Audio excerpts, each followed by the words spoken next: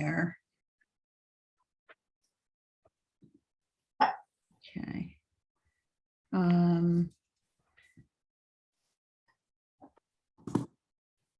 And we do have a quorum, so we may have other people coming in a little bit later, and we'll just see. But we can go ahead at 5 o'clock. I know Sarah has a time limit, and so I want to be sure that we take advantage of the time that you have.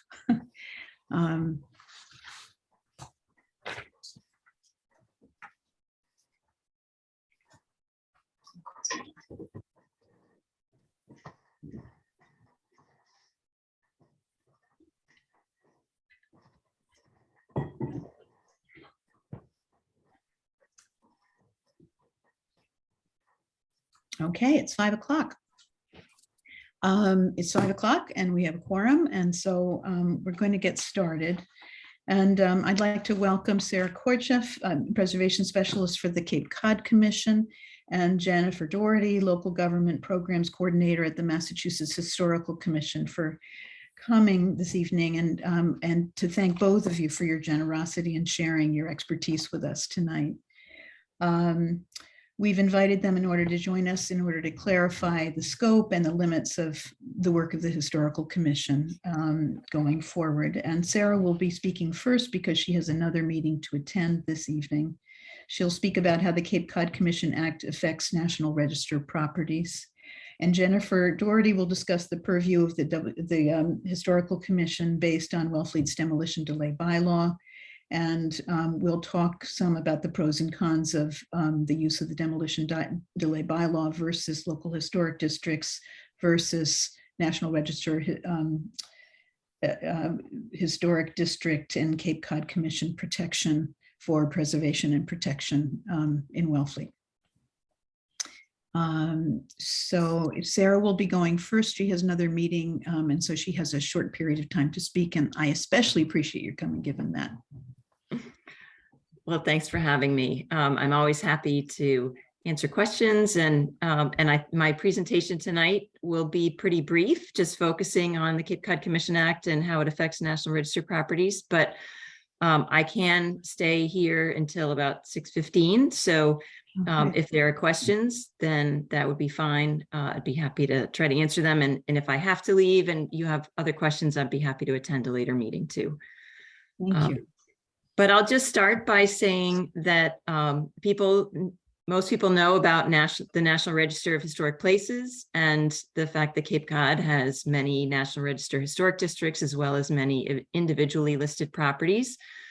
I think what not everyone knows perhaps is that the Cape Cod Commission Act, which was an act of the state legislature from 1990, they didn't actually also includes some special additional protections for National Register properties. And we have a document on that's available on our website, and that Meryl may have actually forwarded to many of you, that details specifically what the Cape Cod Commission Act does in terms of protections for National Register properties. So I'm just going to walk through what I think are maybe the most important points of that tonight.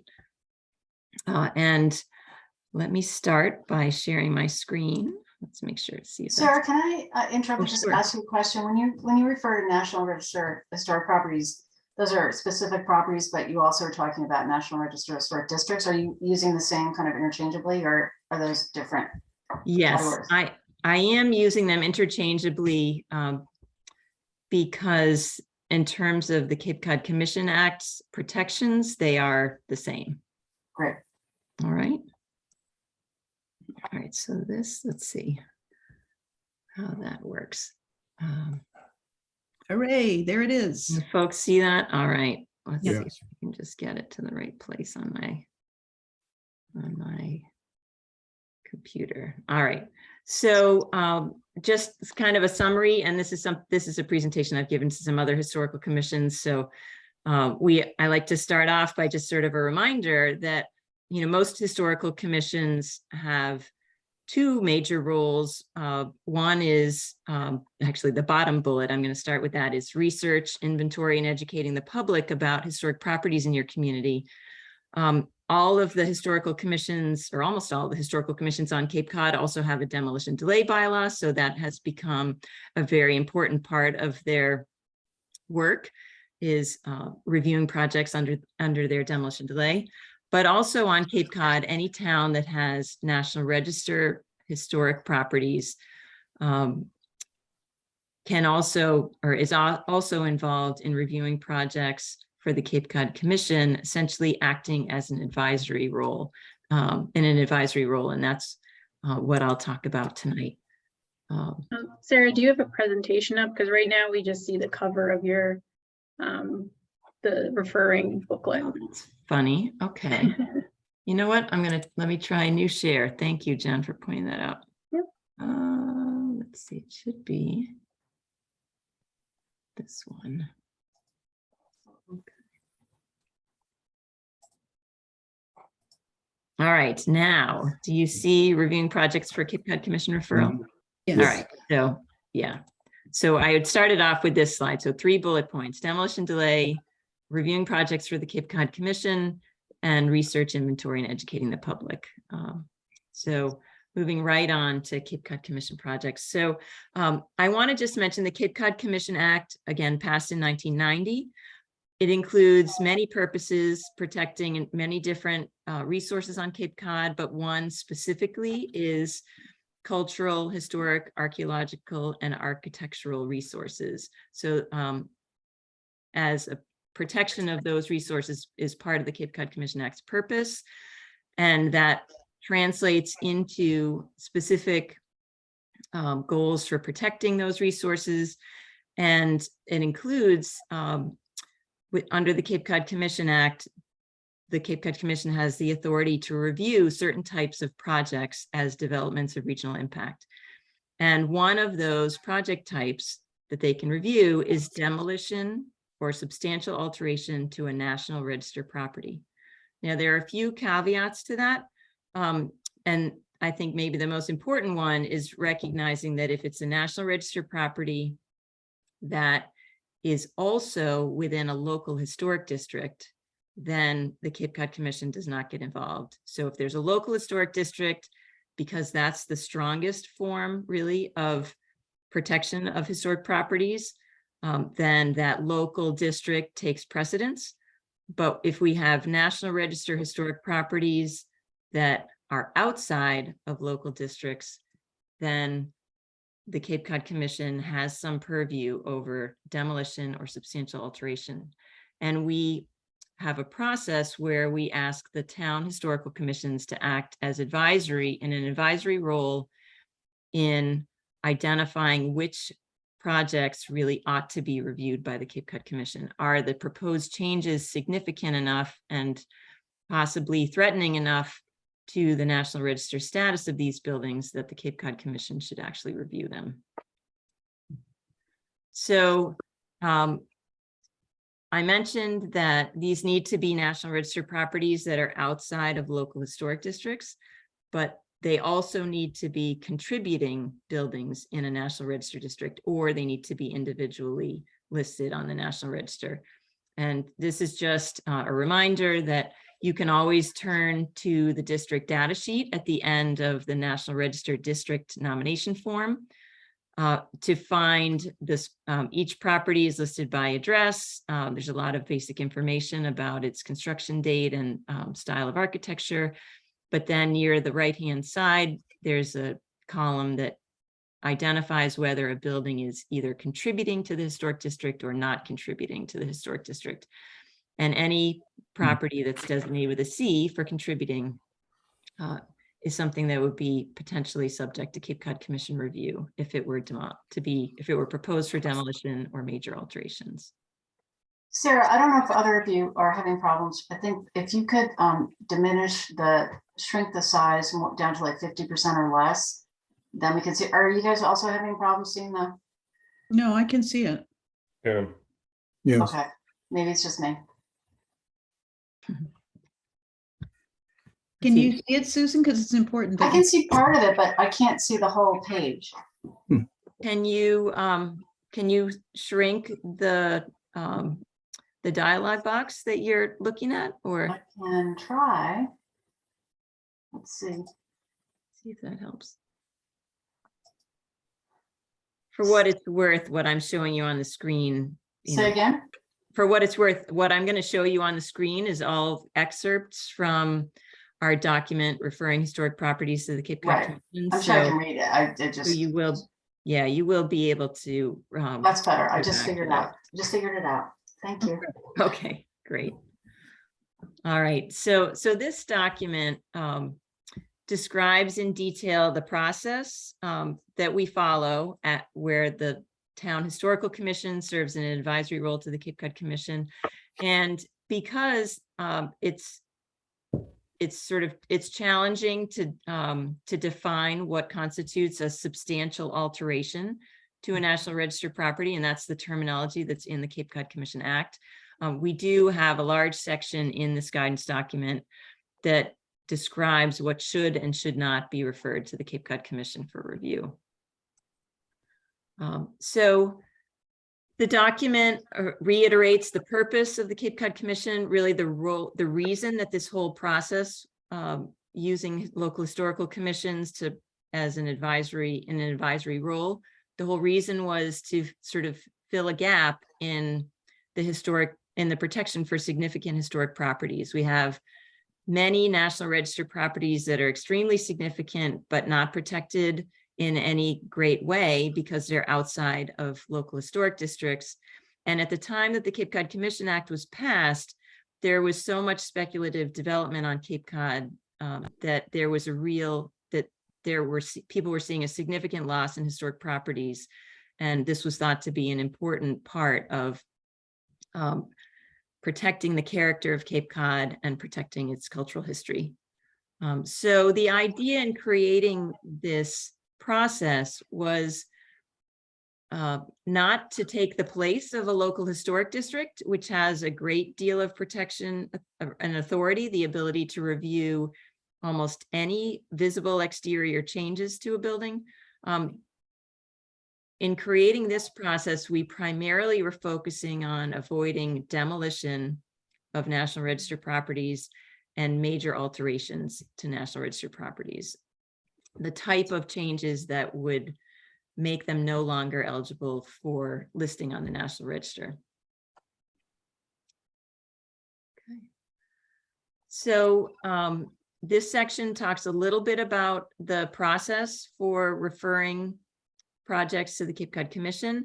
I'll just run through. There are actually two different ways that a project might get referred. One is a mandatory referral, and that's the case if there's a proposed demolition of a National Register property, a full demolition. It's actually a mandatory review by the Cape Cod Commission. So in that case, it would presumably come through your building department. You would be notified of it, but the referral would come automatically to the Cape Cod Commission. The tricky one is if it's a substantial alteration, if people are proposing changes to the building, but not a full-scale demolition. And the other exception that I want to raise here that's important to remember is that to the extent that we're talking about single-family homes that are listed on the National Register, the Cape Cod Commission Act has a particular exemption for single-family homes if they're altering less than 25% of their gross floor area. So if there's less than a quarter of the gross floor area being altered and it's a single-family home, they are automatically exempt from Cape Cod Commission review. And that applies to historic National Register properties too. So it's yet another sort of reflection of the fact that we're not trying to create a process that's quite as strong as a local historic district in review, but we're definitely trying to prevent major alterations. I'm going to just mention quickly that there's a discretionary referral process too, which is for buildings that are believed eligible for the National Register, but are not actually listed. That to the extent that there are properties that either preservation consultant or staff or commission members at the Massachusetts Historical Commission have identified properties as eligible or potentially eligible for the National Register, then towns can actually make a discretionary referral to the Cape Cod Commission, and those properties are may be reviewed by the Cape Cod Commission. They'd have to make a determination that the property was significant enough to justify review.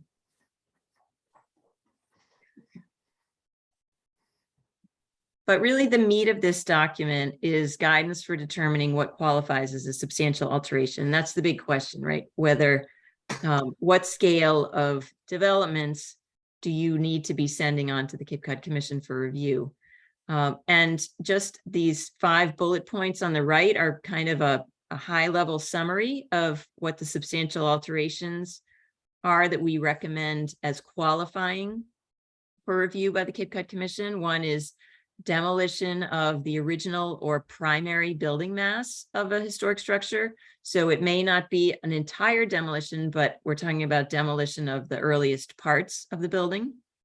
Also, large-scale renovations that would remove parts of the structural frame and key sort of defining architectural features of the building. So again, that might be a modest, like there might still be significant portions of the building that are retained, but if the key facades and forms of the historic structure are going to be significantly altered, roof forms changed, that kind of thing would also qualify as a substantial alteration. Similarly, additions to prominent building facades or roof slopes. So if the front facade is the key character defining feature of the building, and an addition is proposed on the front facade, or if the roof form is very distinctive and it's all to be altered, then those are also potentially substantial alterations. New construction that dominates the historic building is another example. So if you have a modest sized historic building and you have additions that are significantly taller and larger and really aren't stepped well back from the historic structure where they would have kind of a secondary role, but instead they're either in front of or, you know, all to the sides and all around the historic building in a way that really makes them the more dominant feature, then that also would be considered a substantial alteration. And finally, building relocation that significantly changes relationships, the relationship between the building and the streetscape and the neighborhood. And we don't see that case very often, I should just mention. We have certainly reviewed some building relocations, and some of them have been approved as completely appropriate, either because of environmental reasons to protect the historic structure, or just because they were still consistent with the character of the neighborhood. Let's see. And just a few things that that we define substantial alteration should not include, and that's essentially appropriately designed and placed additions. So additions that are to the rear or to the sides of a building that don't involve demolishing much of the original structure or original trim, distinctive trim features, those would be considered completely appropriate, and Cape Cod Commission would not want to get involved in reviewing those. Changes to non-contributing properties. I talked to you already a little bit about the fact that this really is designed just for those historically significant contributing National Register properties. Demolition of later additions that are determined not to have historic significance. That would also not be considered a substantial alteration. And finally, maintenance or activities that don't require a building permit would not be considered a substantial alteration. And I think that's probably speaks for itself. You're not going to be notified of these things unless they require a building permit and your building department forwards them on to you, I imagine. Mm-hmm. But that is the last of my slides there. So, so that's my quick summary. And I'd be happy to answer any questions if you have any before we move on to Jen's presentation. I have a question. I'm wondering about whether it would be appropriate to, we're trying to better define partial demolition in our demolition delay bylaw and thinking about going about doing that. And I'm wondering whether there's any difference between partial demolition and substantial alteration. I think there probably is a difference. Substantial alteration is, in essence, it's kind of a term of art that's specifically related to the Cape Cod Commission Act. I can't say that I've seen it used in other places. So I think that you probably want to define partial demolition, separately, and not necessarily link it to projects that have to be referred to the Cape Cod Commission. Does that make sense? Yeah, although I still don't really know what partial, I just want to get more clear about what partial demolition means. We've been doing a little research on this in the past month for looking at other towns. And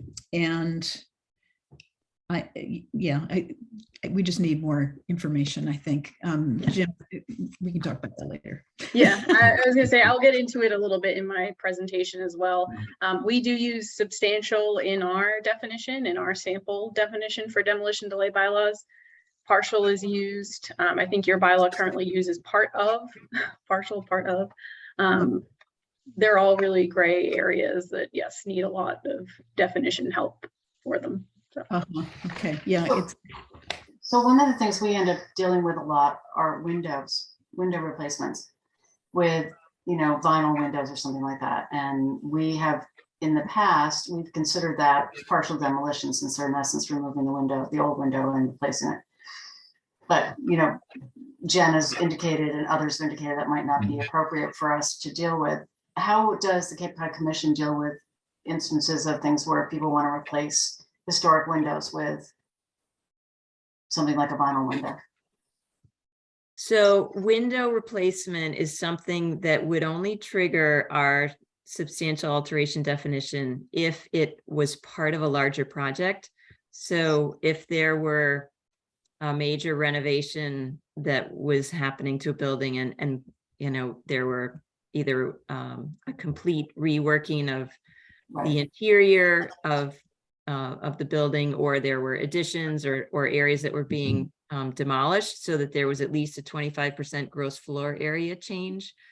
A lot of times window replacement would be a component of that type of project. And so we could end up reviewing a project that involves windows, but that would only be one component of it, really. Right. And so you deal with internal demolition in addition to exterior changes?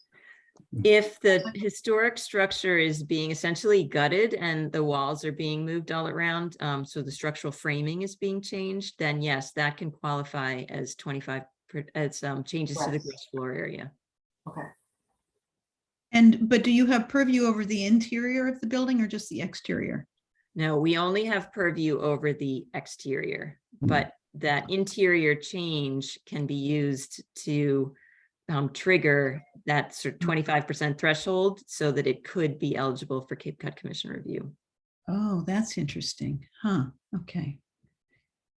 And could I just ask who is the one who refers it to the Cape Cod Commission? Is it the local historic or is it the building department itself?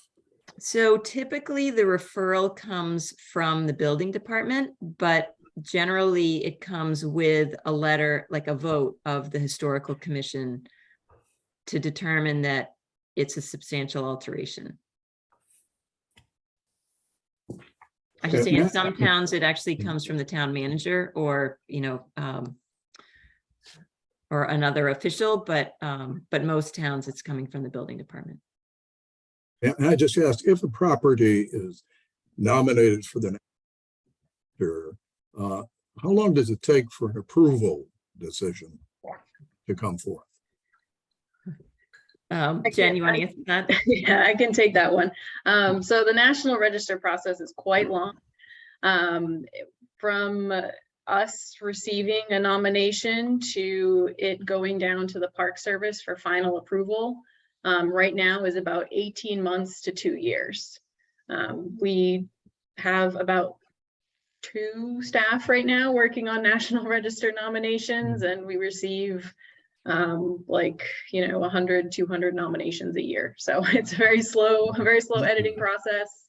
A lot of that gets backed up from tax credits. Obviously, those are a big chunk of the National Register nominations that we do.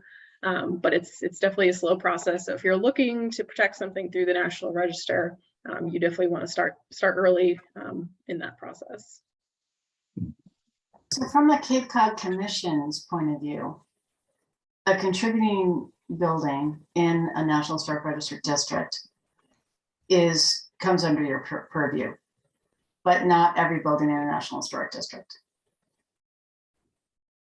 Well, so yeah, because there are some buildings in a National Register district that are considered not contributing, either because they're recent construction or maybe they've been so altered that they're not considered contributing. So those are not subject to Cape Cod Commission review or even the potential for it. Is that because I noticed when we had our Form Bs done is that there's not many that are listed within the National Historic Register district that are indicated as contributing. So that's why I asked. I mean, maybe I'm wrong, but that seems less prevalent than just being part of the district. Well, I think look at that. I might be wrong about that, but that was you have a number of National Register districts, as you know. You've got the big one in the center of town. You have a number of smaller ones. But generally, for a district to be a National Register district to be created, you have to have most of the buildings be contributing. Okay. There really can't be that many non-contributing buildings. There can be a few, obviously, but so I believe my understanding in your districts is you do actually have quite a large number of contributing structures. Is that in that inventory that we have? Is that contributing or not? Okay. Yeah, I think Sarah had showed it, but it's in the National Register form. It's not going to be indicated on the inventory forms themselves for the individual buildings. Right. But if you scroll to the end of the National Register nomination, there should be a district data sheet there, and that will have that column that says C or NC, and that will indicate contributing or non-contributing. Okay. Thanks. Okay.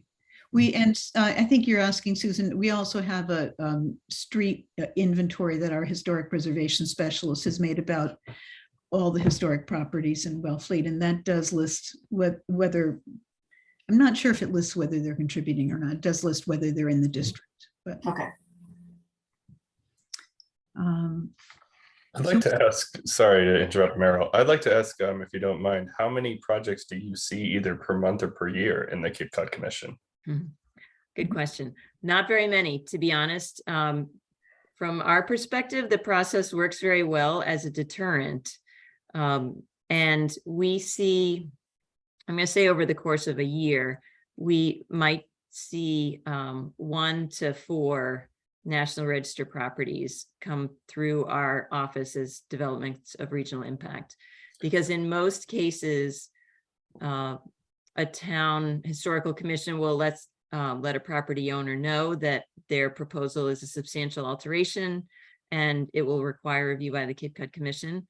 And the property owner will often then go back to the drawing board and try to design something that does not alter the key character defining features of the building, come back to the board, and then determine that it can be reviewed at the local level.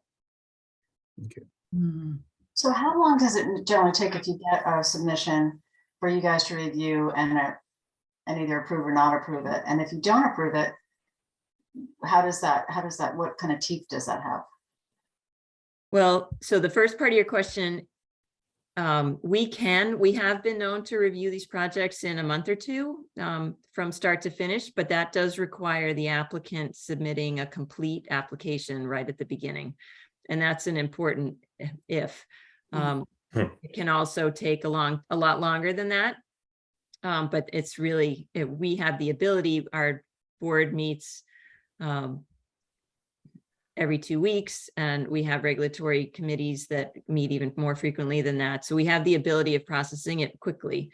In terms of teeth, the Kitkat Commission Act has the authority to deny a project. So, for example, we had a proposal to demolish a National Register historic property in Barnstable, and the Cape Cod Commission denied it. So the building was not allowed to be demolished. They had to find a way to work the building into their development plans.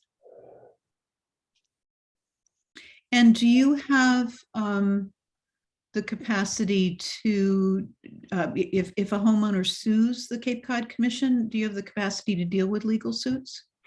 Yes, we have both in-house legal counsel and outside legal counsel, and I'd like to say that that's never been an issue for us for historic properties, but we are very well advised in our in terms of legal issues in-house. So our decisions have really stood the test of time and legal challenge. We've done very well. I'm asking you partly because our legal counsel, when we had a recent potential demolition delay, said he didn't know much about historic preservation, and it made me not feel very protected as a historical commission in doing the preservation work that we're trying to do. Mm-hmm. So it's nice to know that you have better legal protection.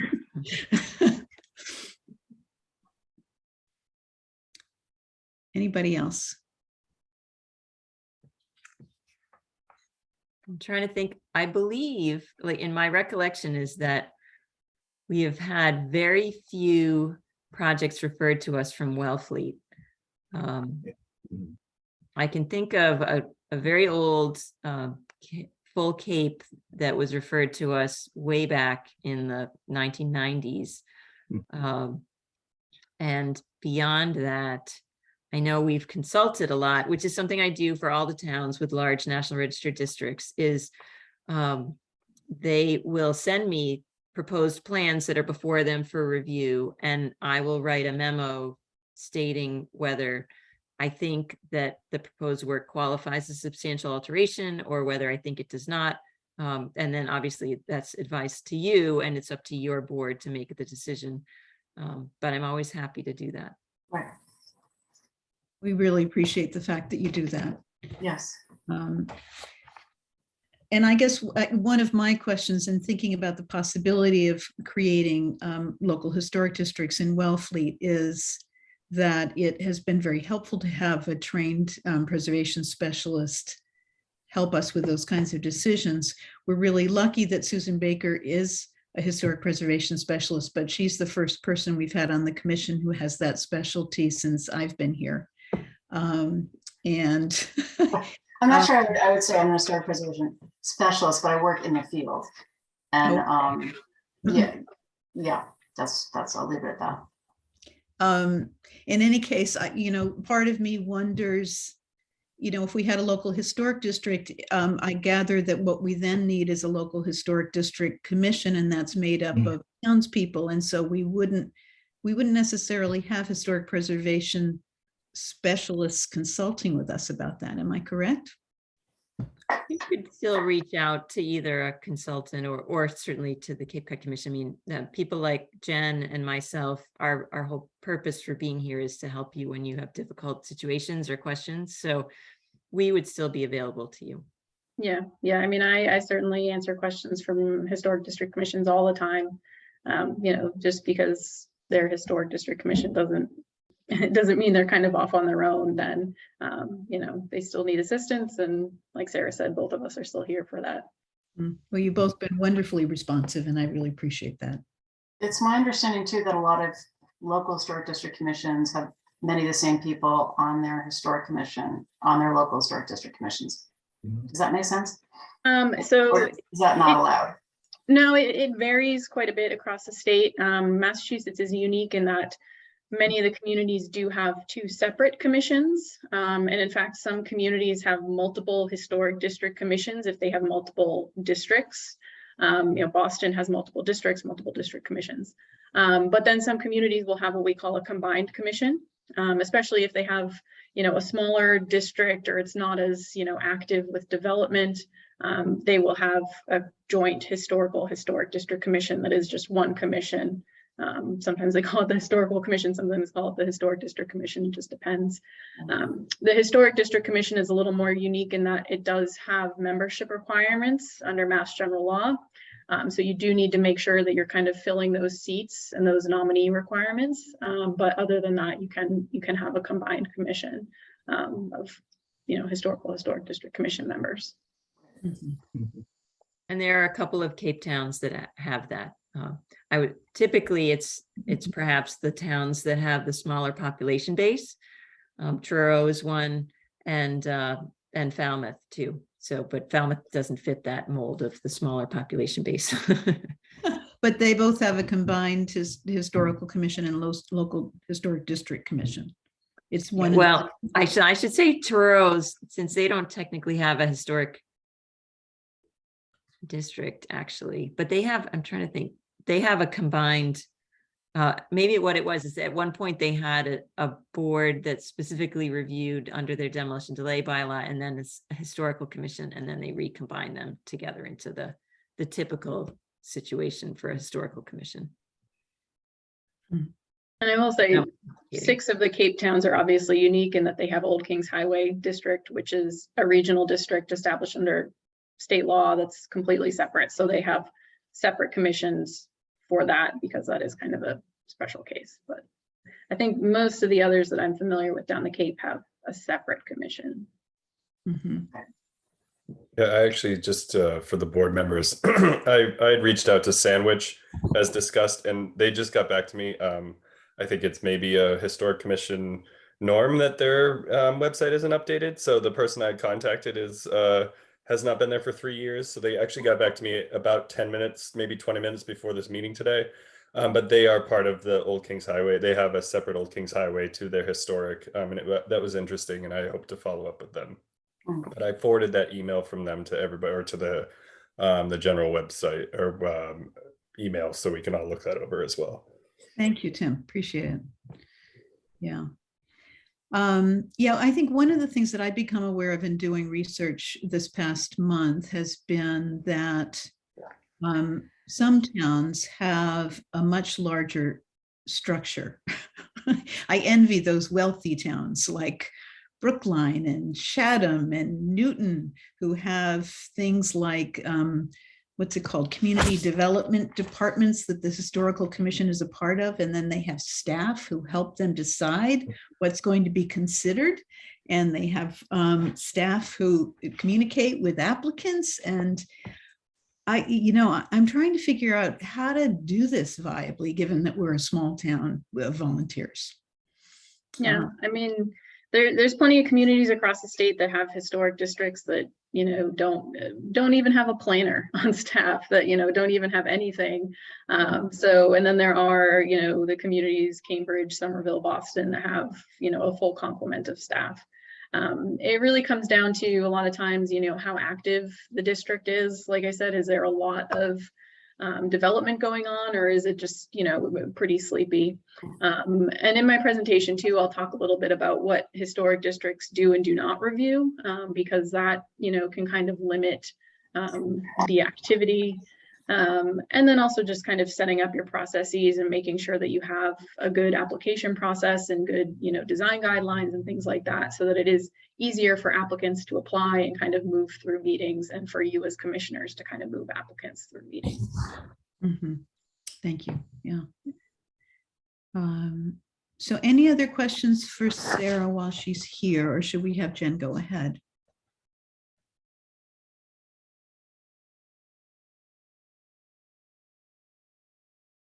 I will stick around until 6:15. So just in case something comes up later on. That's great. Thanks, Sarah. Okay. Thank you. Thanks, Jen. Do you want to screen share as well, Jen? Yep, I'm going to just make sure I'm on the right thing here.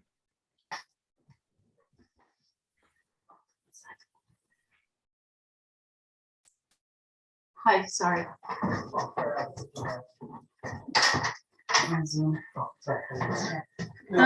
So this is going to be kind of a very brief overview of, historic preservation regulations, and then I'll get into a bit of, some of the questions that Merrill had asked about demo delay in local historic districts and things like that.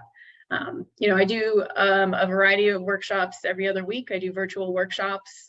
So a lot of these pieces are covered in some of those workshops more in depth. So if you're interested in those, just let me know, and I can certainly send around the link to those for signups after the workshop or after our meeting here. But so I do want to start with kind of what I call, the continuum of protections here that we have as local preservationists. Because, there are different methods of protection, like we've talked about, National Register, demo delay, local historic districts. And they're really targeted towards different kinds of properties and different types of needs within the community. And you want to make sure that you are matching, your needs with the right method of protection. So we'll go through these pretty quickly. But we'll start with first the National Register. That is actually the one that is really the least level of protection. Obviously, setting aside everything that Sarah just said about the Cape Cod Commission, which is a unique situation. But the National Register itself in most other communities off Cape is really just an honorary designation. The protections for the National Register really only come in if you're going to do something to the property that involves state or federal permits, licensing, or funding.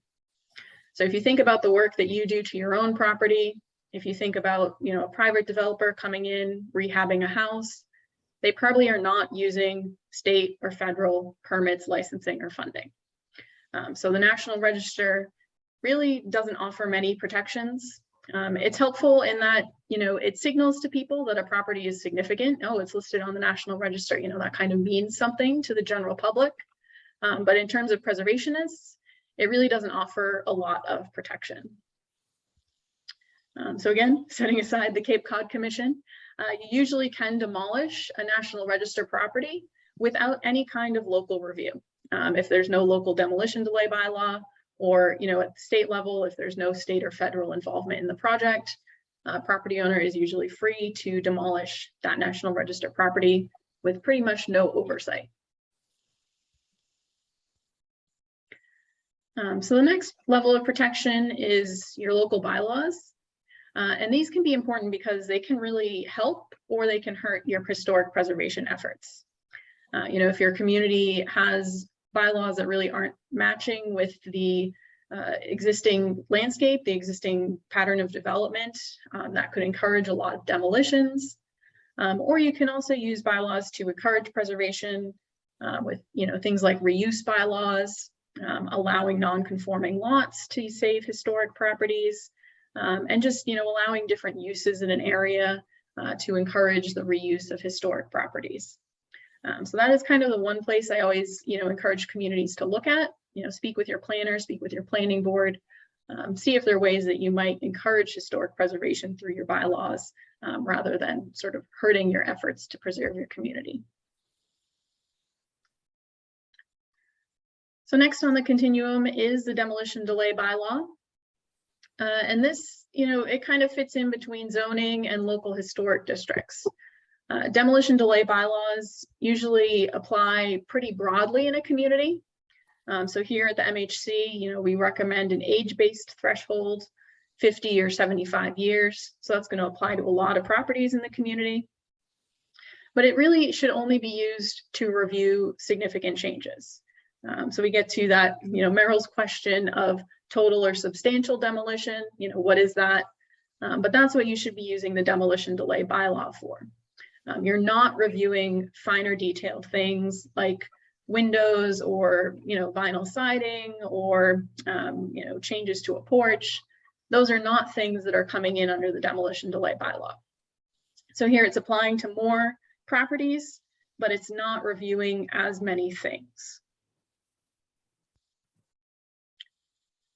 And I should also mention on the demolition delay bylaw, the key piece there is that it is a delay. It is not an opportunity for the historical commission to say no. Ultimately, at the end of 6, 12, 18 months, that property can be demolished. That property owner can move forward with their work. That is the process of a demolition delay bylaw. Even if a building is demolished, if you went through that delay process, that bylaw was actually successful because it allowed for that delay period. So it is not a place for the Historical Commission to say no. It really is just a delay. That opportunity to say no and the opportunity to review a lot more things comes in under those local historic districts. So here in Massachusetts, we have what's called the Historic Districts Act, Mass General Laws, Chapter 40C, and that outlines how communities can establish local historic districts. Outlines the process, covers the membership on commissions, and also how you administer local historic districts, what they do and do not review. So I think Sarah had mentioned it in her presentation, but local historic districts, the sort of key phrase for them is that they review changes to the exterior of a property visible from a public way. So that's obviously a lot more than just demolition. That can be things like window replacement. It can be things like changing the lights. It can be things like, putting in a, large stone fireplace in the front yard or side yard that's visible from the public way. And then it does cover things like demolition or new construction or additions. And again, this is the place where the Historical Commission can say no. The historic district is focused on protecting the character of that district. And if a change goes against or is going to harm that character, the Historic District Commission can say no, we don't want that change, we don't approve that change, and so the property owner cannot move forward with the work. So here, in contrast to the demolition delay bylaw, you're reviewing a fewer number of properties, a smaller district within the community, but you're reviewing a lot more of those properties, of the changes that can happen to those properties. And then finally comes the preservation restriction, which is really the strongest form of protection for a property. It is essentially an easement that is recorded with the property's deed. It's held by a third party, usually the municipality, a historical commission, or a nonprofit. And it grants that organization the right to review changes to that property. It goes beyond a local historic district in that it can cover interior changes as well as exterior, and also things that are not visible from a public way. So, things behind the house or landscape changes, things like that. And then just because you may have heard of it, we do have a state register of historic places. However, it is not something that you can directly nominate properties to. Instead, it's sort of a compilation of other lists and designations. So once a property is part of one of those other designations or has one of those other designations, it is then automatically included on the state register. So it includes things like the National Register, local historic districts, preservation restrictions, and then some other locally designated properties and archaeological sites. But again, the state register is essentially the same as the National Register in terms of protection. If you're only doing work to the property that involves state permits, licensing, or funding, that's when there is a review for properties on the state register. So doesn't really provide much protection, again, is really largely honorary, and is really mostly for us for our review and compliance work under state law. So before I get into the next part, does that kind of make sense? The idea that we're moving, through these levels of protections and, considering the different kinds of properties and, what we might want to protect, more stringently and other things that maybe don't need as much protection. Yes. Yes, that's helpful. Yeah. Okay. So now we'll get a bit into demolition delay bylaws, what they are, why we have them, how we have them. So as I mentioned, for local historic districts, there is state enabling legislation. There's an MGL that we can point to that says, here is how communities establish these local historic districts. We do not have anything like that for demolition delay bylaws. Instead, they're adopted under what's called the Home Rule Amendment of the Massachusetts Constitution. And this essentially allows communities to adopt local bylaws and ordinances as long as there's not some existing state law and as long as they're not in conflict with an existing state law. So the key phrase is usually not inconsistent with state law. So we don't have any MGL for demolition delay bylaws, even though, you know, I think it's like 160, 150 communities at this point have a demolition delay bylaw. But so communities kind of adopt whatever they want. We do have a sample bylaw that we produce at MHC, but the process and, you know, different things about the bylaw do vary across the state in terms of demolition delay. Big things that usually vary are the threshold for review and the delay period, obviously. Those will vary greatly. So that key phrase, not inconsistent, is where I think, you know, we want to focus on in terms of how you guys have been enforcing your demolition delay bylaw. So I wanted to use this example of a recent court case in Brookline. It's not a demolition delay bylaw, but it kind of is a good example to sort of show you what I'm getting at and reiterate that point about, you know, demolition delay bylaw being one thing and a local historic district being something else. So back in the early 2010s, Brookline had a property that they were looking to protect. It was a garden apartment, post-war period, built for veterans. It was a very unique property, had a lot of green space, had a lot of, you know, nice circulation space within it. But they had a developer that owned it, and he was looking to, you know, develop some of the green space, change the circulation pattern, you know, really greatly change this, you know, intact, you know, high integrity property. So Brookline adopted what is called a neighborhood conservation district or an architectural preservation district. You'll see them used interchangeably. And this is essentially a light version of a local historic district. I didn't include it in my continuum because it's a little odd, and some communities, there's only a few communities in Massachusetts that have it, but it is an option. And essentially it only reviews major changes. So they usually only review demolitions, new construction, additions, things that are really going to change the form of a neighborhood. But they don't review usually smaller changes, such as, you know, windows or material changes, or, you know, just smaller things that a local historic district reviews. So usually the neighborhood conservation district is distinct in that way from a local historic district. However, in Brookline's case, they adopted a very strict neighborhood conservation district to the point that they were enforcing setbacks that were larger than what was required under zoning. They were reviewing landscaping. They had all these different requirements in there that were really going beyond zoning, which is Mass General Laws Chapter 40A, and going beyond local historic districts, which Brookline has under Mass General Laws Chapter 40C. So this was passed at town meeting.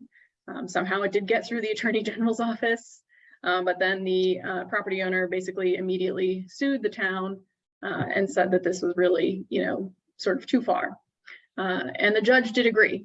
The judge said that what Brookline was trying to do under this neighborhood conservation district, being very strict, were things that could be done under 40A zoning or 40C local historic districts. So how does that all apply to you guys? Again, going back, you want your demolition delay bylaw, which are adopted under home rule, to really be different from a local historic district, which is under Mass General Laws Chapter 40C. And it seems like right now you may be mixing the two a bit. So you really want to work to make sure that they are different so that you don't get into a situation where, you know, someone finds the right lawyer and, you know, you get in trouble that way. So that's the overall sort of legal basis. And again, I'm not a lawyer, so this is not legal advice, but this is just sort of the, you know, legal background of historic preservation and, you know, these demolition delay bylaws themselves. So here is your definition of demolition in your demolition delay bylaw. Mhm. And so as Merrill noted, the key issue there is that in whole or in part. Well, what does in part mean? And I will say it is a problem on our end, because in our sample bylaw even, it does say total or substantial. Well, what does substantial mean?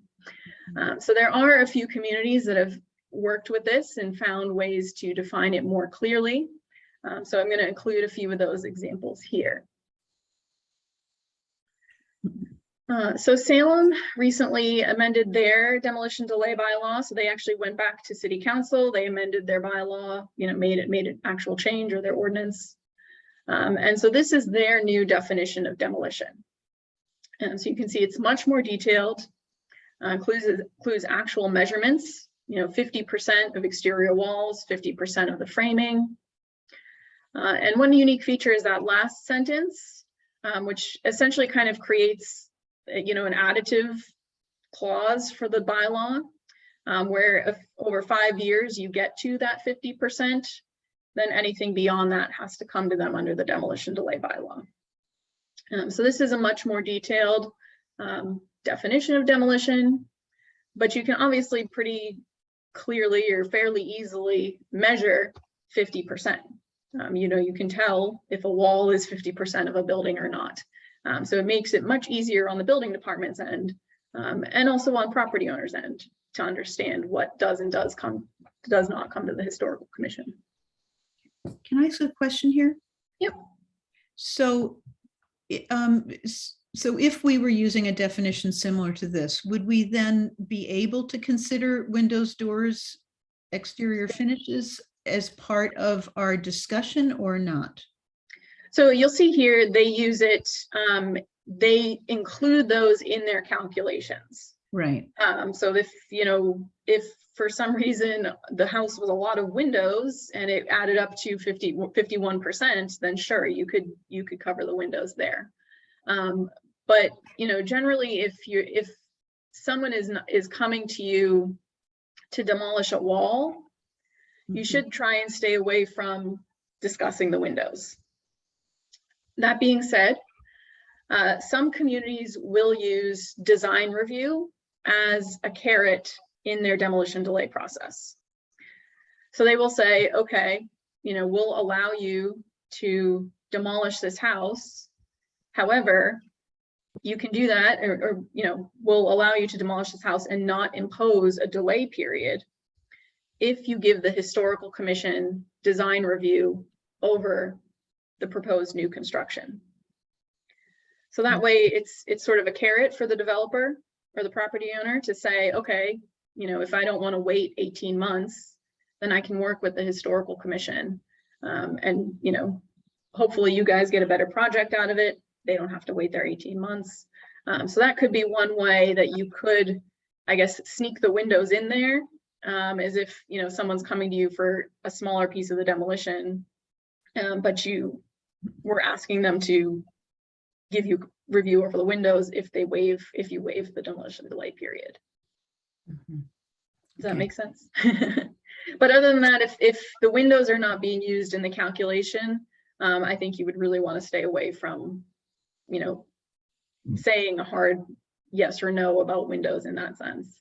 And the other thing to remember too is, I guess I'm not really sure how you guys have been using this because, as I said, it is a delay. It's not the historical commission saying yes or no. So even if you said, oh, we don't want those windows, well, at the end of 18 months, they should still be able to put those windows in because it is only a delay period. Right. I just thought that the purpose of the delay was to be able to work out a viable compromise. Mhm. And so given that, I'm just wondering what can we talk about in terms of a compromise? Is it just about whether a building is demolished or not, or are there any elements within that? No. What about the prominent historic features, for example? Mhm. Yeah, I mean, you could certainly discuss other elements that, someone is looking to change or demolish. within that time period, you know, that's what the delay period is for, is to find alternatives to demolition. I mean, you could certainly say, you know, we would suggest using different windows or not taking these features off. But if they're not, you know, triggering that 50%, you know, you would want to kind of stay away. You would want to stay away from discussing those items. You could discuss it as an overall, you know, if someone's coming to you and they're taking down 2 sides of their house and they're replacing their windows and they're putting vinyl siding on, you know, you could say, you know, we really don't want you, you know, we're going to delay the demolition here, but if you don't replace the windows and you repair them and you don't put the vinyl siding on, we won't delay the demolition, and you can, you know, build your addition off the back or whatever the case may be. You could certainly do that. Okay. Okay. How do you bring into, I mean, I'm assuming it's strictly advisory when you look at the Secretary of the Interior standards and things like that. How do you refer? Is that part like you invoke the demolition delay and then you kind of work with them based on the materials, the kind of supporting materials like that? Yep. We try and do that before we have to do a demolition delay, so that we try and consult in the process beforehand so people can see what their options are, and then that's what we've done so far. Yeah, but it seems like you guys are getting a bit more than just demolitions to you, which is, you know, is kind of the concerning part, I guess. And the problem is the definition of part of. Yeah. You know, that, and we don't have a definition, so we just said, okay, if you're going to replace windows and siding and, you know, stuff like that, we should review it. Yep. And I will say you are not alone. There are several other communities that are very expansive in their use of their demolition delay bylaw. But, you know, again, we really just don't encourage that, you know, for those reasons that I said, that, you know, it really should be different from a local historic district. You should not be, you know, doing one or the other. We actually have a community where their historic district boundaries are a distance from the street. They don't follow property lines. So they actually have some houses that are split, and they've had situations where someone comes to the Historic District Commission for the front of the house, and then the Historical Commission is making them come to them for the back of the house under their demolition delay bylaw, even though they're just like building an addition off the back or something like that. That shouldn't really be coming to them. I've tried to encourage them to not do that. We're still working on it, but you know, like I said, here at MHC, we really don't encourage people to be as expansive with the demolition delay bylaw. Use one of those other tools, use public education and awareness about historic resources to try and tackle, you know, properties that are outside of local historic districts or that are not, you know, full demolitions. So and I have a couple other things here too, but no, go ahead.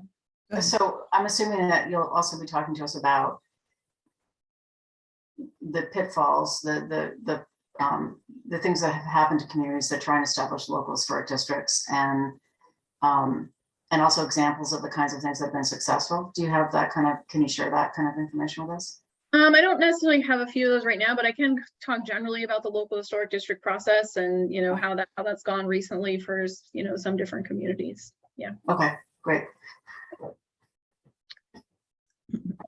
So in Newton, they have the same sort of, you know, total or substantial, total or partial demolition definition that, you know, we have in our sample bylaw. However, they do go into more detail in their bylaw. They have this, you know, de minimis section. It might be Newton, I guess. They're very smart. And so here they sort of, you know, go into, you know, more detail about those smaller changes that they consider to be de minimis. And that are really only reviewed at the staff level. And so here is where you have, you know, things like, you know, normal maintenance or repair or replacement of existing doors and windows. So they're only sort of reviewing this at the staff level and basically saying, no, this is a smaller change that, you know, just goes through the building department and does not go to the historical commission. So you can see, again, they're using that sort of 50% threshold for the building envelope or the roof structure as well. And again, this is in their actual ordinance itself. In Cambridge, they have the same definition basically that you have. Up here, you can see the definition that is included in their ordinance. So you see, total or substantial destruction again. However, instead of going back and amending their ordinance, what they did was they developed essentially a policy with their inspectional services department, with their building commissioner. So here they're saying removal of 25% of a structure, removal of a roof, removal of a side of a building. This is a little easier in a sense because you don't have to go back to city council or town meeting in your case to amend the bylaw. It's essentially just, writing it out, saying this is the agreement that we have with the building commissioner. They post it up on their website so that it's clear for property owners and, potential applicants. It's a little, easier, cleaner process, that you can kind of do as a commission working with the building commissioner. So two ways of going about it, either sort of cracking open your bylaw or developing a policy that, relates back to the existing definition, but just, again, is kind of clarifying that definition. So those are some of the sort of summaries of what demolition is and how some other communities have handled it. In terms of how you guys might move forward, again, you can really crack open the bylaw, go to town meeting, make a change to the definition, make it a little bit clearer, what's in there. You might make clear the threshold for review. I think right now you have sort of 3 different categories. You could just have it be one. And I will note your process is quite a bit different than our sample bylaw. So if you were going to go back to the town meeting, you may want to readjust that, and you might bring that in line with our sample bylaw. Up to you, but just something I noted when reading it. You could also, as I said, just develop a policy like Cambridge has done. Just sort of coming to an agreement with the building commissioner about what part means. And then what I've been stressing, to the other community that I've been working with on this issue is, you may be feeling that sort of loss of control, like, oh, everything's, going to just go through right now and all of Wellfleet's going to be, ruined.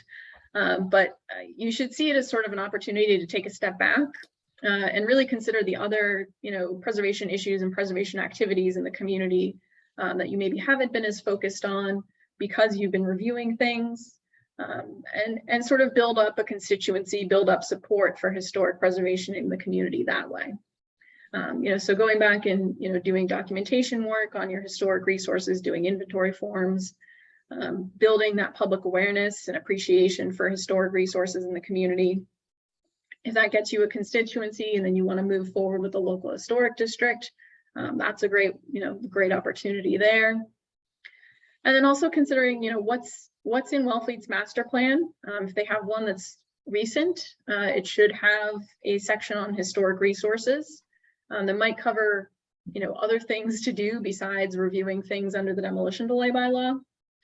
Or also considering adopting your own preservation plan, adopting and preparing your own preservation plan that could guide your work and guide some of these other activities that can also support your preservation activities.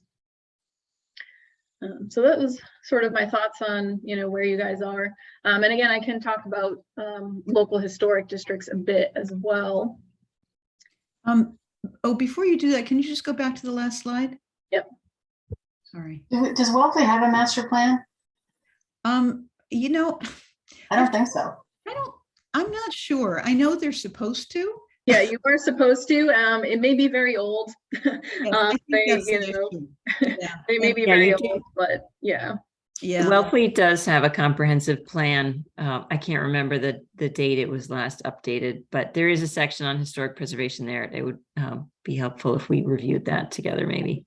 Oh, Yeah. that's great. Okay. So just in terms of the other preservation tools, we actually have done a fair amount of work on public awareness and appreciation in terms of, well, I don't need to go through it. We've also done a great job on documenting the historic resources. We've been updating our Form Bs with Lynn Smilage, and we have a, comprehensive inventory of all the streets and what the priorities are in terms of the updating. So it seems like what we could always do more about public awareness and appreciation, and I think that makes sense. And so I guess the next steps are perhaps working on LHDs and also working on a preservation plan. Yeah, I think that would be good. If you've sort of covered the basics, a preservation plan might be a way to kind of guide you in the next steps and getting a little bit more detailed in the work. And then obviously, if you don't have a local historic district, you do have areas that you're looking to protect. That's sort of a no-brainer. That'd be a big recommendation of a preservation plan. So that would certainly be a good next step as well. Do you have example preservation plans from other communities? Yep, I can send you some. Falmouth did theirs fairly recently, so that's one of the most recent ones I know of down the Cape. We're finishing one up in Sudbury right now. We did one in Beverly recently. And I say we do have a grant program, our survey and planning grant program, that does pay for preservation plans. So those are the ones that are kind of off the top of my head. Lenox, Worcester, those are some other recent ones. And so for funding, we could turn to the Mass Historical Commission or this Community Preservation Commission, or would it be better to turn to you guys? You can certainly come to us. The CPC can be a little tricky. I don't know how it is in Wellfleet. There's been concerns in some other communities about using CPC funds for non-physical rehabilitation work. Concerns about using it for National Register nominations, inventory forms, planning work, those kinds of things. If your CPC is open to doing that, we have communities that do use CPC funds for preservation plans. You could certainly do that. We have communities that will use CPC funds as their match for our grants, because our grants do require a match. But yeah, just up to you. So what kinds of things are CPC funds usually used for? So under state law, I think it's really supposed to be used for physical rehabilitation and acquisition. Those are kind of the key pieces. So actual bricks and mortar work. We have plenty of communities that do National Register nominations. They do inventory forms. They do preservation plans using CPC funds. The Department of Revenue has not said anything yet. So, we don't know. But we have had communities that have tried to come in for survey and planning grants with CPC funds as their match. And then their town council was like, oh, wait a second, no, you can't do that. So it varies by community and by town council at this point. Okay. If I could just throw in, What's the matching component of your grants? It's 50%. Okay, and how much does it normally take to create a preservation plan? Preservation plans right now have been in the $30,000 total project cost range. So that would be 15 coming from the town. Okay, and that's working in conjunction with you guys? You would work with us to develop that? Okay. Yep. Okay. Sarah, did you have something? I was just going to throw out that in terms of Community Preservation Act funds, towns do all have a portion of their funds that are designated as administrative, and that can always be designated as part of the match for historic preservation plan. But Jen's right. Some of the towns are supportive of using the funds for planning purposes and others not. And I can't remember where Wellfleet stands. We do use, we luckily have been able to, not for planning, but for creating Form Bs. Yeah, so then you could certainly approach them and see what they say. Like Sarah said, with the administrative funds, we have had some communities, because the CPC is under state law is required to do their own planning activities. We have some communities that kind of snuck in under that and said, oh, well, the preservation plan or the inventory work is going to support the CPC's planning activities. And so then they use the administrative funds that way. So that, it's kind of whatever argument your CPC is willing to accept at that point. Okay. Well, thank you both. This has been so helpful and informative. Yeah, and I can talk a little bit about local historic districts too, if you'd like right now, real quick. Great, yeah. Sarah used to go.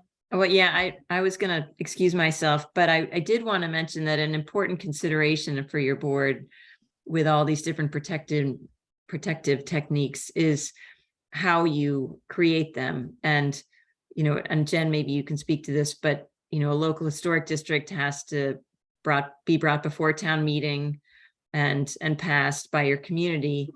And versus some of the other, options, like if it's a zoning change, if you're amending your local regulations, then you need a 50% vote, a majority vote at town meeting, actually 2/3, sorry, for zoning changes. So it's worth thinking about what your community is willing to support and doing all of the sort of preparation and education work in advance. Yep. All right. Thank you. Nice to see you all. Thanks, Sarah. Thank you so much. Right. Thanks so Thank much. you. Thank you very much. And yeah, so kind of what Sarah was getting at is where I was talking about, pulling back a bit, building that constituency in the community, using those education and awareness kind of things, so that when you do get to town meeting, you can get that 2/3 vote of, for a local historic district, or that bylaw change if you're changing the bylaw, 50%, and you have that base of support, so that things kind of go smoothly through town meeting. I guess, local historic districts, as I said, 40C outlines the process for establishing them. It goes through me. I'm the one that kind of ultimately handles everything. So if you have questions about that, you can always ask me. You have to set up a study committee. Well, I say you, I mean the town, the select board have to appoint a study committee. There are requirements for membership on the study committee under state law. And then, some additional seats that anyone can fill. The study committee ultimately produces what's called a preliminary study report. And that's just a big report that kind of outlines the historic district. What are the boundaries? Why are the boundaries there? What's the history and significance of it? What's the text of the bylaw going to look like? That gets submitted to us for comment. The MHC does not approve or deny local historic districts. We just review and comment on them. You have to wait 60 days, you hold a public hearing, you finalize the study report, and then you go to town meeting. That's obviously a very quick summary, but in there you want to have a lot of public participation, a lot of public awareness about what a local historic district is and is not, where you're looking to have the local historic district, what it will review, what it won't review, all those kinds of things. So let's see, recently local historic districts, so there's a couple of communities that do them very easily or do them for different reasons. Springfield comes in a lot for local historic districts because they use them to give CPA funds to private property. They use that as their sort of protection of the public investment. So we have a lot from Springfield that come in. Right now, Danvers has 2 properties that are under demolition delay that they're looking to protect with single property local historic districts, which is something that you can do. You can designate a single property as a local historic district. It doesn't need to be an actual district. Who else recently? Brookline recently did a thematic district. So it was 5 properties that are not contiguous, and they were associated with H.H. Richardson and Frederick Law Olmsted. And one of those, so Richardson's house was actually under demolition delay as well. And so they passed that district. With local historic districts recently, the main issue, as it really always has been with local historic districts, but more so recently in our political climate, has been property rights. That is the really big one. People get very concerned about that. It's helpful explaining what the local historic district does and doesn't review in those situations, because people think it reviews everything. It doesn't. We did have a district in Lexington that a property was under demo delay. The property owner was looking to redevelop it, build several houses on it, demolish the house, build several houses on the site. The district had the support of the neighbors, had the support of the neighborhood. It got to town meeting. Town meeting said no. That district did not pass. So again, because property rights concerns about, that developer being able to do what they want with their property. So that's been the big one. But if you, have homeowners who are supportive, that can always be helpful. I will say under 40C, you do not need owner consent. You can make a district, that's how people are going forward with these demo delay districts. You can make a local historic district without owner consent. But some communities do have their own sort of informal requirements that town meeting will have around consent. So for example, Brookline town meeting requires 80% owner consent to bring something to town meeting. So, it just kind of depends on the community. What else about local historic districts? I think that's kind of it. I do have a workshop later this year on where I cover establishing local historic districts, where I go through the whole process and what the local historic district means and how that all works. So certainly sign up for that if you're interested. Any other questions though about those right now or anything? No, I think we have a lot to talk about, I think. Could you just reiterate what you said about Springfield? They use the local historic districts to give CPA funds to private properties. Can you say more about that? Yep. So under the state law, you can give CPA funds to private property owners. There's no protection required under state law. You only need to put a preservation restriction on a property if the town is directly acquiring it with CPA funds, with historic preservation CPA funds. If you were just giving a loan or giving a grant, it's a grant, it's usually not a loan, to a private property owner, there's no protection required under state law. However, some communities that do give grants to property owners do have different requirements. So in Springfield, in exchange for receiving CPA funds for your private property, it does have to then be designated a local historic district. And so the idea is essentially that you're protecting the public's investment, with the CPA funds by preventing changes and, protecting the publicly facing side of that property. Okay, So that's an individual then. It's not necessarily a district. That's a house that's serving as an LHD. Yeah, so they have individual buildings. They recently had a little trolley waiting pavilion from the late 1800s, early 1900s that was in their park that they designated just the pavilion because they used CPA funds on that. But yeah, different individual buildings throughout the community are now single building districts because they use the CPA funds on them. And our CPA, Jim, correct me if I'm wrong, Jim's our representative to the CPC in town. But my understanding is that in order to receive CPC funds, it has to be a building that is for the public benefit. So does that mean that we Yes, it does not include private buildings. Yeah, would local historic districts change that, or does the CPC have priority over how? Well, I wonder if the select board would have to change this. It's the local decision, and it is, some communities do not give CPA funding to private property owners. They will only use it for, municipally owned buildings or, maybe just like nonprofits, something like that.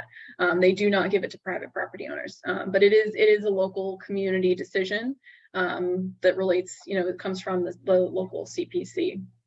Okay, so that decision is made by the CPC or by the select board or by town meeting?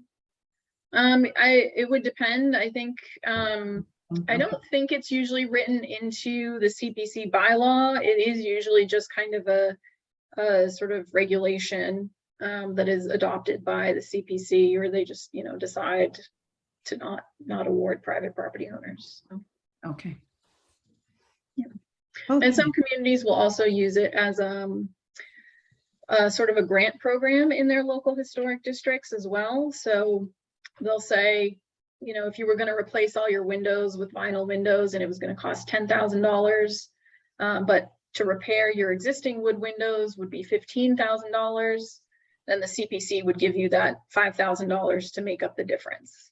So that's one way that some communities have been using it in their local historic districts as well. Okay, but just in LHDs. Yes. Yeah. Okay. Yep. That's interesting. So before we close, I just want to try to get some clarification about, I think we need to give clear directions to the building department about referrals. Can I just, are we talking amongst ourselves now? Are we discussing some of the things we've heard today, or are you moving to that part of the agenda, or? I guess I was hoping for Jen's Oh, input. okay, on fine, that I'm issue. sorry. Before we go on, I just have one question for Jen, and maybe it's just a general advice, but we've recently, we have a large, excuse me, a large stock of postmodern and modernist buildings in our town that are in no way protected by anything historic, but they should be. Marcel Breuer, Walter Gropius touched places in this town. I mean, this is something where, no? Jim, they are under our demolition delay bylaw and they're under our purview. But that was my question, is, are they? Well, they're over 75 years, and that's what we've used as our definition. Yeah, so then that may be getting into your issue of how are you using, what are you using for the definition of demolition? That's sort of what I mean.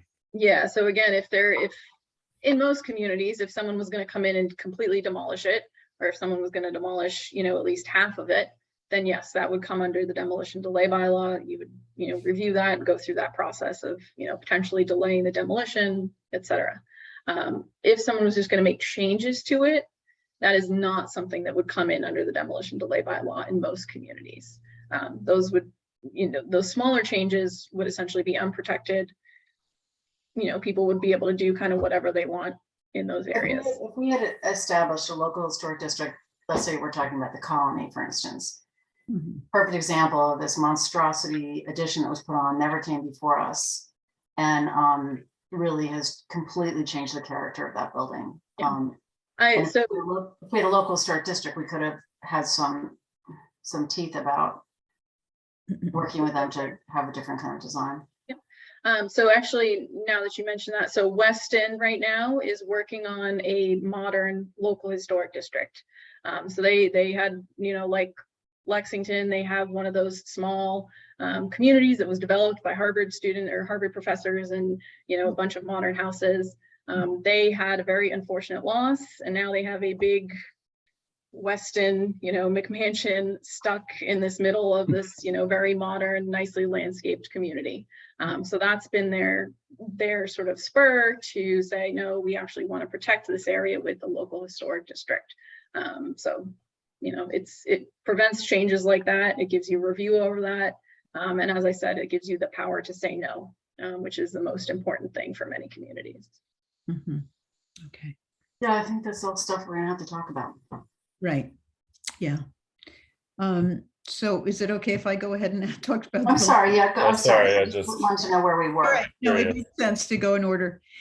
So right now, what we've been saying to our building department is that we want to review changes on all buildings that are over 75 years old in the community. And we have not, and we haven't specified that we've, made it our responsibility to decide whether we should be talking about them more than that. And I'm thinking we need to get more specific and narrow down the referral guidelines. And I'm wondering if you have any input about that.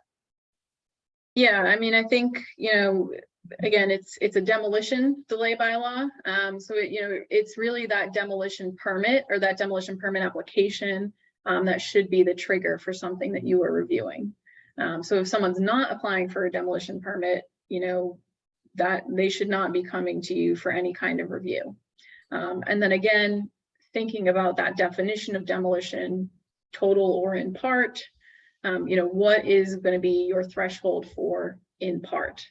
As I've said, we really encourage communities to stay away from being very expansive with the definition of in part or substantial or partial, and kind of limiting that in some way. Again, whether you go back and amend your bylaw or you just kind of agree with the building commissioner and say, no, this is what part is going to mean from now on. Right. That's really where we are. That summarizes it perfectly. Yeah. Okay. And I can send you, I mean, this is not, or it's not a real presentation, but I can send you the presentation that I did so you can have some of those clips from the other communities with their definitions. Be great. And as I said, you know, so like Cambridge, you know, it's just a policy. It's posted on their website though, so it is clear, you know, when you go through the demolition section that, you know, this is what substantial demolition means. There's some other communities that have done that as well. Like I said, it's an easier way. You don't have to go back to town meeting. You know, the fear when you go back to town meeting is that someone says, well, no, we're just going to strike the whole bylaw and you know, get rid of it that way. So, you know, you do want to be cautious about that, but yeah. And there is a Wellfleet master plan. They don't call it that. They call it something else. That local comprehensive plan that does have some section regarding historic preservation and community character, but I have to download the whole thing and it's massive. So I haven't done that, but I will, we can talk about that at the next meeting. Yep. How that might reinforce or not reinforce what we're trying to do. Yep. Yeah. And there may, like, you know, depending on how old it is, there may be recommendations in there that you want to, you know, move forward with that, you know, related to demolition delay or local historic districts or, you know, whatever.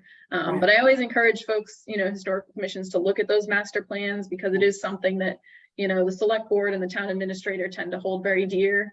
So if you can point to it and say, you know, oh, they recommended a local historic district, you know, that's kind of helpful for you to kind of start the process going that way. Okay, great. Okay. So I don't know how much time you have, Jen. Part of me feels like we should just let you go at 6:30. No, I'm here to answer questions. So if there's anything else you need, certainly let me know, or you can always email me or give me a call or whatever. So Wonderful. Great. Thank you. Thank Anybody you. have Really, anything really pressing? helpful. Thank you so much. Anybody have anything pressing before we finish up? No. Okay. Thank you so much. We really appreciate your coming. yep, it was nice to meet you. I will be in touch. That's fine. All right. Have a good night. Bye, Take Jen. good care. Thanks. Bye-bye. Can everybody Thank stay you. for a minute? Yeah, I think we should. I think we need to. Yeah. I think that her summation of where we are, which is we need to develop what part of means or partial means, Yes. and we need to work with the building inspector to do that. And maybe it means 25% of the exterior of whatever portion of the building that you're talking about doing, and that may or may not include windows. You know, we can discuss that, but I don't think we want to go to town meeting at this point to either one, change the bylaws, or two, establish a local historic district. Mhm. And I think that would be our best bet in terms of giving us clarity and the building inspector clarity about what we should or shouldn't review. Yeah. And then I think as a larger, as the larger group, we need to talk about, perhaps making it a goal to work toward creating LHDs and what the steps are along the way. I agree. I mean, I think that her idea of creating a preservation plan Yeah. makes a lot of sense because it would give us, a 5-year plan or something for how what we need to do to get to the point where we can approach town meeting and actually get a local historic district approved. Yeah. Which is going to be a lot of education, a lot of outreach and all that kind of stuff that she was saying, which is a big project. So, I think we need to, I'd still like to somehow have us be able to review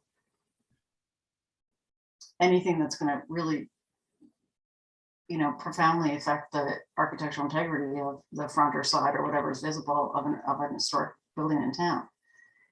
Doesn't mean that we don't agree to go ahead with it, but at least we have the ability to try and work with the owners before we may or may not, cite a demolition delay. Well, and as I talked with both Sarah and Jen to work out their coming to the meeting, I had a lengthy discussion with each of them. And Sarah said that there are towns that serve an advisory role about design, but they, you can't do it under the demolition delay bylaw. You can't imply that there's any kind of a stick. And I think in some ways the advantage of the position we're in now is that we're focusing on the carrot now, which I think might help calm things down in terms of people's reactiveness to the work that we do. Mhm. And And then hopefully we can work people toward valuing preservation as much as we do. So how do we do this? Do we at our next meeting, is this our main topic of the agenda? Yeah, I think we need to talk about this, and I don't think we're going to be getting a whole lot of referrals. So I think it makes sense for us in general to decide how we want to use our meetings and how we want to proceed. And it might be an opportunity to be more creative about spreading the word. We can become preservation evangelicals. So I talked to Gordon earlier, and one of the things he mentioned was he and I are both in agreement that we should have some means of reviewing major structural changes, architecturally important surfaces of an historic home. So we can figure that out as a group. But he also said that he's come to the point where he's not able to be the person running the meeting anymore. And he asked if I would do it. I said, of course. But I said, I think we need to, at our next meeting too, as we figure out what our role will be, given the demolition bylaw, what are the things that we do and who's going to be responsible for doing them? From the administrative little stuff all the way down to the bigger picture. So I think that should be an agenda item for next time too. Yeah. So I also spoke with Gordon today. You should all know that unfortunately, he's got an infection and he's got to go back into the hospital briefly. And he's got a lot of stuff going on in his personal life. So he's stepping down from co-chair and asking Susan to be co-chair. And I'm very grateful to her for being willing to step up. As she steps up, we're going to need somebody else to take over the secretarial position. And Jim's been so great about doing that, but he wears a lot of other hats for us. And so we will need somebody to be in that role. And Tim, if you're interested, we'd love to have you, or we can a larger group and see. Well, we don't need to put you on the spot. I think No, you want to do it, so wouldn't want to do it. Mac might be willing, because I know that you're working full time, and you might. Yeah, I'd love to say yes. I work 3 jobs right now. And congratulations! Yeah. Oh, thank you. You're a real Wellfleetian. That's exactly the case. And it might be that in a couple months I'll have more. I'm also in school, so I have 3 jobs and I'm taking classes. I don't think you to do anything else, Tim. No, I'm actually, I'm excited about, whatever new direction this needs to go in. I don't know if I can commit to that right away, but I don't want to take myself off and say I won't do that in the future. But I also think we need to say, okay, let's not forget about what we call the position. Let's talk about what needs to happen every month, every couple months, every year. So what does Meryl have that she would like to get some help with, or what are the main components of?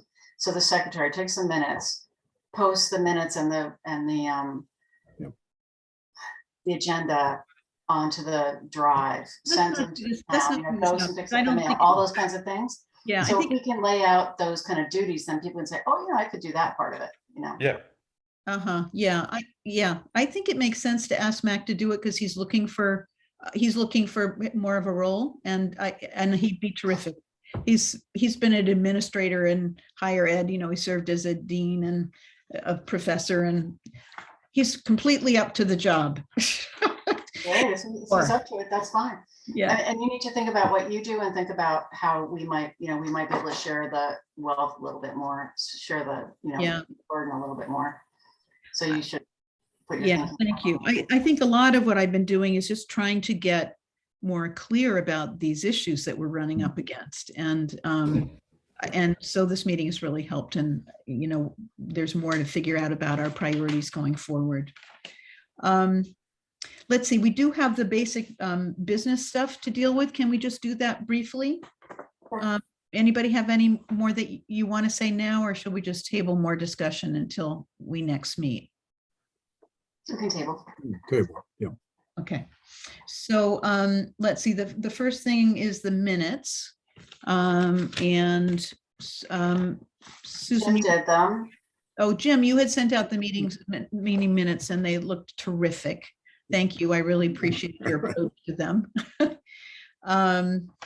And so I would like to motion to approve the minutes. I second. Shall we?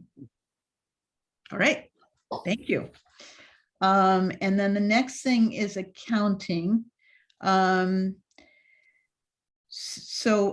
do you want to talk about that and CPA funds and? Yeah, well, I would just inform you that the contracts for Eric Dre and Lynn Smilage are now fully executed. The town administrator and the town treasurer have endorsed them. So they're Wonderful. legitimate documents. And there is in the grant $4,300 for public education. So we have not expended any of that. So it is there for such things as workshop, the materials for those things. Mhm. So that's to think about. Great. And then I understand that there's $50,000 to $60,000 set aside in CPA funds for historic related issues. Is that correct? Well, we learned this morning that may not be accurate. Oh, Actually, the Historical Society and Museum has received considerable contributions, some of which may not have been calculated in that figure. So that's under review. okay. So there might be more money that we could apply for, but the deadline to apply is October 17th, I understand? That's right. Okay. I'm partly thinking about, these various possibilities. The tricky part, though, is that if the deadline is October 17th, I don't know if we have enough time to make a decision about that. Yeah. I don't think we do. Yeah. I'm sorry, Jim, you cut out there. I would think probably not. Uh-huh. Oh, you cut out again. And also we have some unexpended funds, so people are going to Yeah. say, why don't you use those first? Yeah. I just was thinking if we get into one of these larger projects. For example, you had mentioned, I'm sorry, go ahead and finish what you're talking about. No, I was finished. Okay. Yeah. Jim had mentioned over the course of the month, the idea of digitizing all of our Form Bs so that we can have them on the website. And I was thinking that, I don't know, but I was thinking perhaps that could be a use of CPC funds and getting more money for CPC funds. I think I sent this out. I got something from Jennifer Wortkin that the BPL, the Boston Public Library, can help with digitization of forms. So we can look into that option as well. Yes. Yeah, becomes part of Digital Commonwealth. The material is theirs. They have it on their website, and then we would have to link to their website for that. But that's fine. That's fine. It's just that that's the way it works. It becomes part of the Commonwealth of archival data that they're collecting. Oh, okay. So, and so the Wellfleet Public Library could do that. That's what Jennifer was saying. They'd be happy to store our digitized records on their site, which would actually be great. I think that, yeah, they could do that. And then we could have a link on our website to those. That would be fine. It would be great if the library people could work with Digital Commonwealth to affect that. Because a lot of libraries work with them all the time, and that might be a good project that they would be willing to undertake on our behalf. I don't know. Yeah, and I guess the issue is whether they need extra funding and whether we should think about asking the CPC for funding to do that. I mean, technically we could vote, we have a quorum, we could vote to do that, but I don't know how you feel about that, Jim, as our representative to the CPC. Because I assume that's going to, I don't know. The problem was we don't have enough time maybe to research even how much it would cost to do this kind of work. I think we need to talk to somebody needs to call Digital Commonwealth. We need to talk to the library. So I think it's a little premature to vote on anything at this point. But I think it's a great idea. If we could do that, it would be fantastic. Yeah. Well, there'll be another round of funding in the spring. Yeah. Okay. All right, and certainly 4,300 for public education is great, given what we're talking about our priorities right now. All right, anything else? So correspondence, mail pickup, were you able to do that, Susan? No, I haven't done that. Sorry. I keep having it on Mondays. I put it on my calendar for doing it on Monday and I'm never home. I'm always in Salem on Monday. So I will pick it up. I will try and go. Is town hall, they're open every day now, right? Or They are, yeah, as far as I yeah, know. I'll go tomorrow or Friday and get it. Great, thanks. And I had, by the way, just so you know, Gordon said that he still wants to be like the architect that goes and meets with, you know, people who are making applications and chooses people about, you know, other alternatives. And so he still wants to be very involved. He just doesn't want to do any of the admin stuff.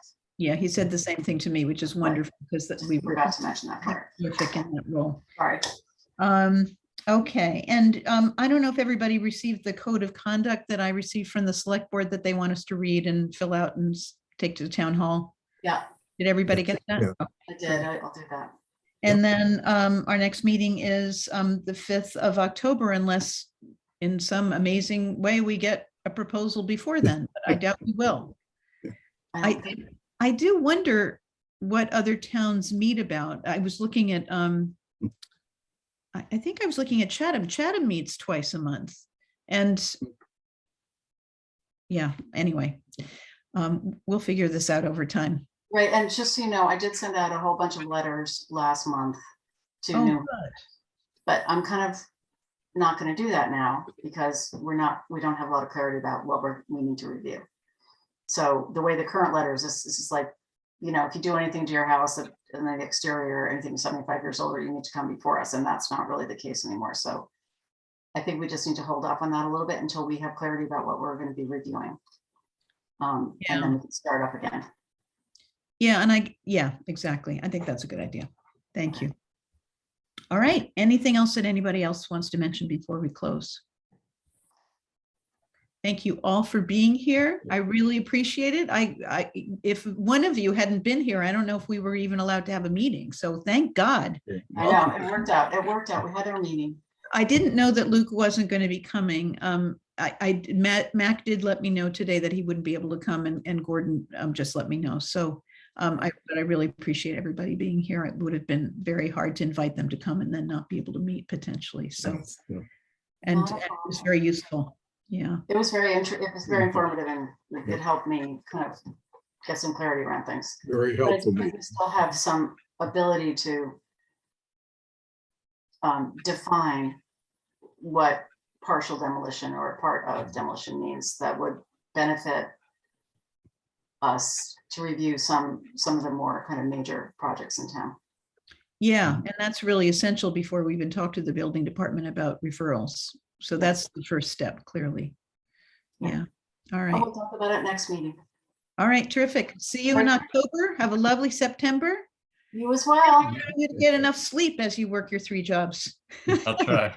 Best wishes. Thank you. Have a good one, everybody. Bye. Bye-bye.